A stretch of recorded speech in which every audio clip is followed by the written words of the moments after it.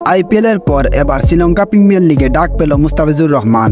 নিলামের আগে সরাসরি চুক্তি করতে চায় ডাম্বুলার তান্ডাস মুস্তাফিজকে 10 কোটিতে নিতে চায়। তাতে সাড়া দেন মুস্তাফিজুর রহমান। তাই তো ডাম্বুলার তান্ডাস মুস্তাফিজকে দলে নিয়ে সামাজিক যোগাযোগ মাধ্যমে পোস্ট করলো। দর্শক, এবার আইপিএলে মুস্তাফিজুর রহমান দুর্দান্ত পারফরমেন্স করে দেশ বিদেশে আলাদাভাবে নজর কেড়েছে।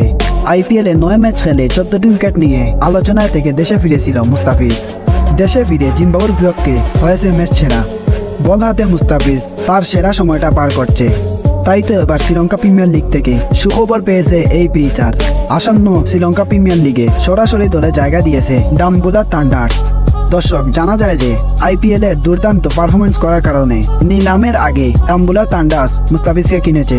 মুস্তাফিজকে দলে জায়গা দিয়ে সামাজিক যোগাযোগ মাধ্যমে পোস্ট করেছে ডাম্বুলার তান্ডাস। তারা বলে, আমাদের পরিবারে স্বাগতম মুস্তাফিজুর রহমান। আমাদের আবেগ ও আশঙ্কা ডাবল করতে পেরেছি। আমাদের দলের বোলিং লাইন আরো স্ট্রং হয়ে দাঁড়াবে।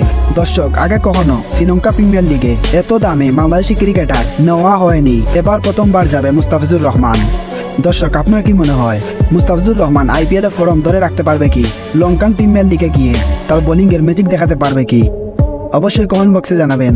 এই ভিডিওটি ভালো লাগলে লাইক, কমেন্ট, সাবস্ক্রাইব করবেন। আসসালামু আলাইকুম।